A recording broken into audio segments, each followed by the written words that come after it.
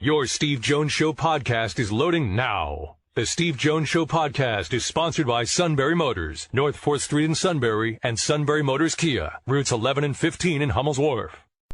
Let's bring in the outstanding Donnie Collins, Scranton Times-Tribune. Sir, welcome. It's always great to have you with us. There's Donnie. You there? Hey, how are you? Yeah, it's good to be here, Steve. I was interested in I didn't realize Texas had only played the one home game. That's it. They've played one. Arizona's played one. That's it. Yeah. Oh, Arizona's only played one. Jeez. Yeah. Everybody's jumping up and down about how great the Phillies crowd happens to be. That's because they play every game at home. Yeah. That's why they win all the time, too. It doesn't hurt them. Okay. So let's get to Penn State. 6 games in, now you at least have something to evaluate and really look at pro and con. So what are the pros and cons of what you've seen through a month and a half?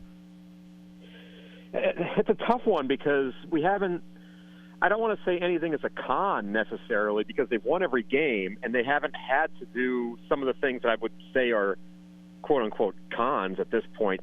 But we haven't seen them make a million big plays down the field. We haven't seen them break the big runs on offense, and I think there's some questions. Can Drew Aller make those deep throws one-on-one? And we've heard all about everybody knows that's probably the answer. But to the same point, they haven't had to do, and they've certainly had a lot of success on that side of the ball, scoring points and making the most of opportunities and matriculating the ball down the field and playing kind of an old school style. And so I think they're kind of on offense. To me, getting back to the pro side here, offensively they've been a little bit more. I don't want to say professional, but I guess that's the word I'm going to use, professional in their approach. Because I thought beginning of the season, you got a group here with a lot of young guys, and young teams, when they're young and talented, tend to make a lot of big plays and some mistakes. But this team hasn't made as many big plays as I thought, but they haven't made anywhere near the mistakes I thought they might either. So I think they're playing winning offense, which is, and James keeps saying this, good complementary football, the way the defense is playing. And I don't see a con with the defense so far. I mean, there's nothing, I think, negative that the defense has done outside of, maybe not played anybody. But that's certainly not their fault. But hey, the Iowa game at the time is a big game. Everybody's talking about that game, and they go out and dominate the game. Iowa runs 35 plays against them, 3-and-out after 3-and-out. But I think the best thing you could say about this team right now is the defense is playing at a level you thought they would be able to, and the offense isn't making any mistakes. And if they keep playing at that level, then there's going to be some reason for excitement, but there's always going to be with fans, the media, and that, like, oh, what aren't they doing? Well, they're not making a million big plays, but again, they haven't really had to. So I don't know if I count that as a negative. I mean, and a week ago, I would have said the con is I don't think they were as good on special teams as I think they could be, but then they go out and get a guy returning 2 punts for scores and playing pretty well on special teams last week. So I think they've shown a little bit of everything, and I think that's probably the biggest thing that you could say about this team. Something that has been, I think, consistent in Penn State playing Ohio State is that Ohio's done a great job of getting pressure against Penn State quarterbacks off the edge. What has been your thought on the play of the Penn State offensive line to this point? I think they've been great. Olu obviously is I don't know if I'd pick another left tackle in the country to put on that side, to put in there. I think he might be the first player I pick of anybody. Yeah, if I'm starting a college football team right now, he's that good. He's that consistent. He's that steady. You almost forget he's out there. I actually during games I'll watch a series and just put the binoculars on Olu to watch and remind myself how good he is, because if you didn't watch him, you wouldn't know he was there.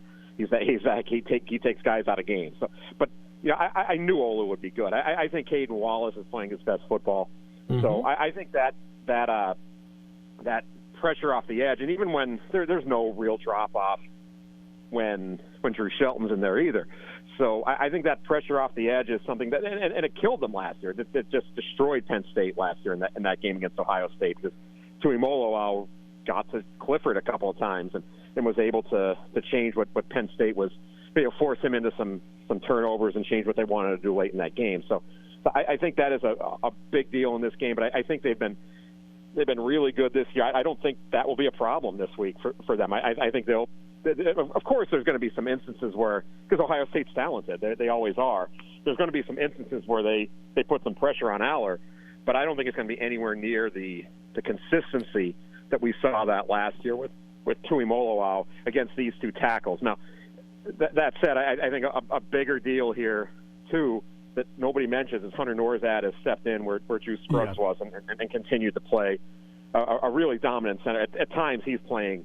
He's playing at an elite level at center at times this season. So he's done a great job. And I think if J.B. Nelson can come back, I think that would be a real bonus for them this week, because Nelson, I thought, was playing pretty well and pretty steady. But again, Wormley, Vega, those guys have played well at times. And certainly Wormley's played pretty well, from the start of the season on. So I think this is the one time I think I can remember where Penn State, I think, has a decided edge in the trenches against Ohio State. And I think that if they can go in there and get a win, they'll have played very well in the trenches. I think that's the only way that this could happen. Tuimoloau last year started the game against Olu, and he couldn't get anything done, and they flipped him to the other side. And for the fans thinking, he went over to Wallace's side and look what he did. People forget Wallace didn't play in last year's game. He was hurt and couldn't play, and I think having him over there is a stabilizing factor. What are your thoughts? Yeah, and honestly, I went and looked at that game last year the week after, and I thought, because Effner was in there for Wallace. Yeah. I didn't think he played all bad. No, I think JT Tuimoloau made plays in big moments, and and they forced turnovers, and that always magnifies it. But I think he made a couple of big plays in that game. Otherwise, I think they did a good job against him. But certainly, and this is no knock on Effner, who was a good player. He was a serviceable guy, but he's not Caden Wallace. And having Wallace out there, I think, especially playing the way he is right now, he's another guy. You forget you got him because he's playing so well. But I think if he plays to the level he's played this year, I think he's going to give you a much better shot at controlling those big plays that Tuimoloau has made. And look, he makes them against everybody. He go back in the Notre Dame game. He made a couple of big plays in the Notre Dame game. He made a couple of big plays against Purdue. Yep. That's what he does. He shows up in big spots.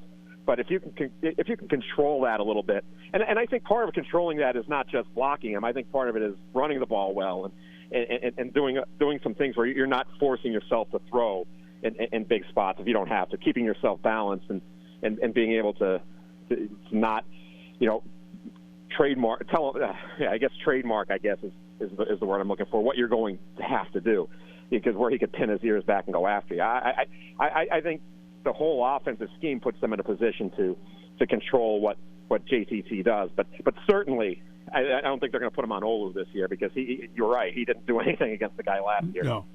No, zero. But let's flip it to the other side.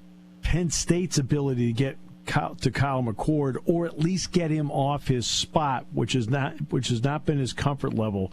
What do you see, especially on the edges in the matchups there?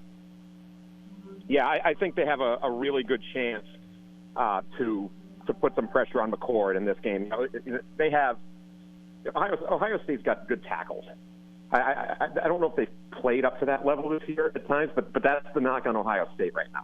Ohio State's got an offensive line that they feel is suspect out there in Columbus. So, and I think Penn State's defensive line has played very well. So, and for the first time here, you look back at the quarterbacks they've had. Even Stroud could run it a little bit. J.T. Barrett certainly was a pretty good runner. Justin Fields a really, really good runner. I don't think McCord is. I think McCord wants to stay back there. He'll move a little bit. He's kind of like Drew in the sense that he'll move if he has to. He'll get yards when he has to, but that's not a big part of his game. Stroud was like that to a certain degree. Yeah. But I think if you kind of get him out of it, get him on the move a little bit, that's playing to the strength you want to play. I mean, and that's what Penn State's done very well. I think sacks maybe a little bit overrated a stat sometimes because you can pile them up at the end of games, but the pressures aren't overrated. And these guys get a lot of pressure on quarterbacks. They have from the beginning of the year. I think don't quote me on this, but I think like Chop Robinson only has a couple of sacks, but he's got. It seems like he's always in the quarterback's face. I think they have to consistently get in the face of McCord this week, and certainly you're not going to get there every play, but do it enough to make sure that especially on a down where they're throwing, you're not going to. You get a 3rd and 9, you have a chance to get yourself off the field. I think that's a big thing for Penn State. Get off the field when you can in this game, and a lot of this stuff is obvious, but it's forced turnovers. Yeah, that always helps. Get off the field on 3rd and 9. Yeah, of course.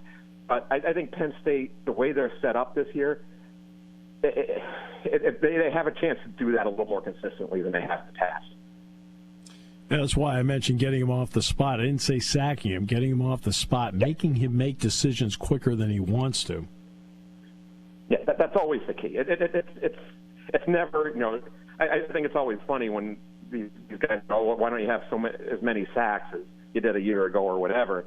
Well, it's because you don't necessarily need to. You need to force the guy to do something he doesn't really want to do. It can make him uncomfortable because that's not just a one-play thing. That's a whole game thing. If you can get it uncomfortable, you could change really the mentality of the offense that way.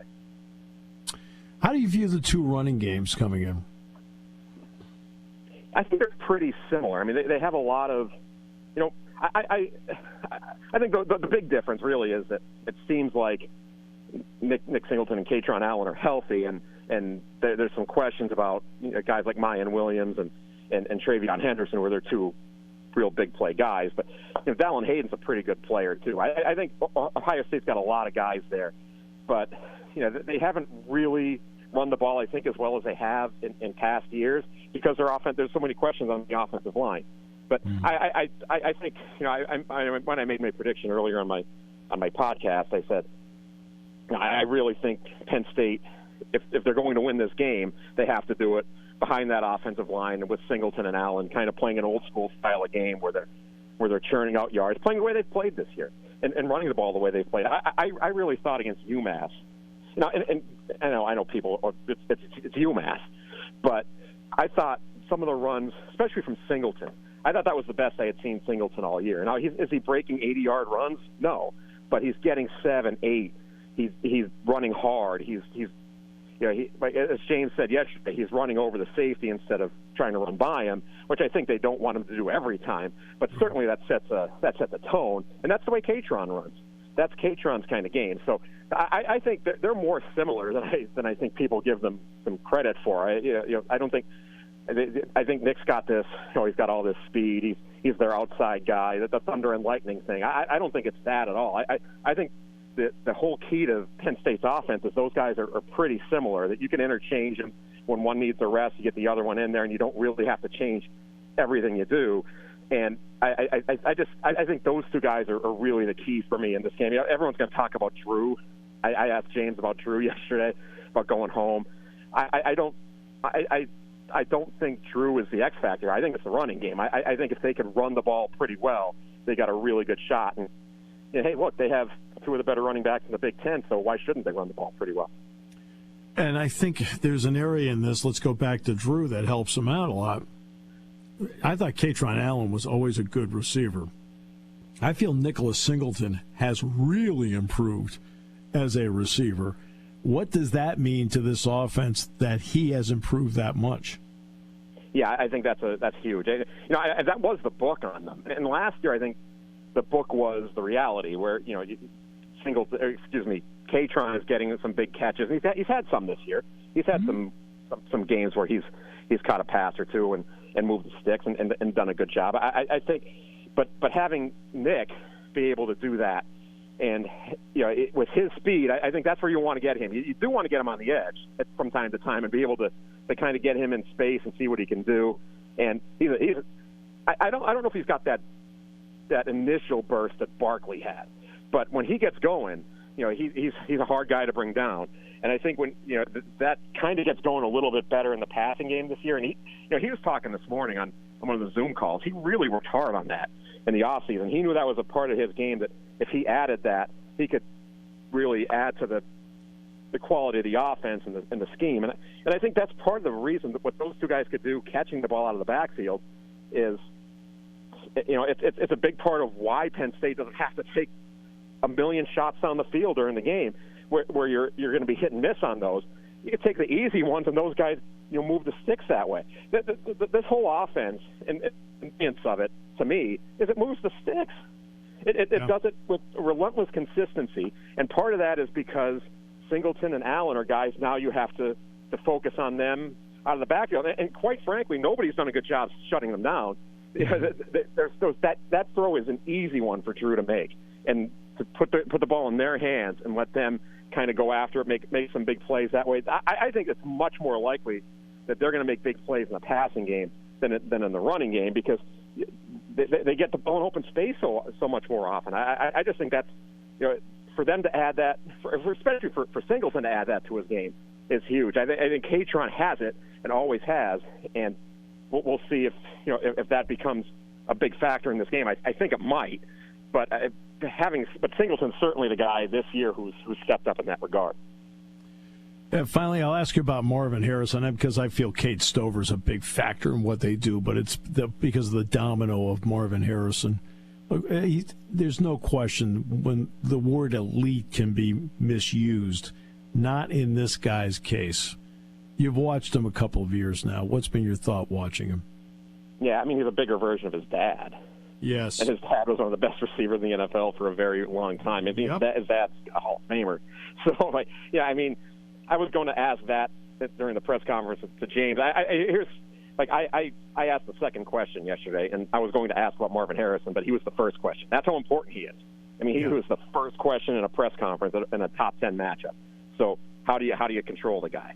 And the answer is you don't. You try to limit his opportunities is what you do. But he's going to make his plays. He's 6'1", 6 foot. And James is right. He looks big.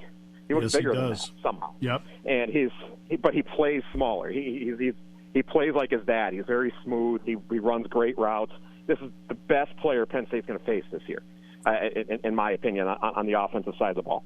So, they have to kind of try to, I guess the way to put this is, in their own minds, live with the damage he's going to do, because he's going to get a couple of throws deep. He's going to make plays one-on-one. He really got them going last week against Purdue.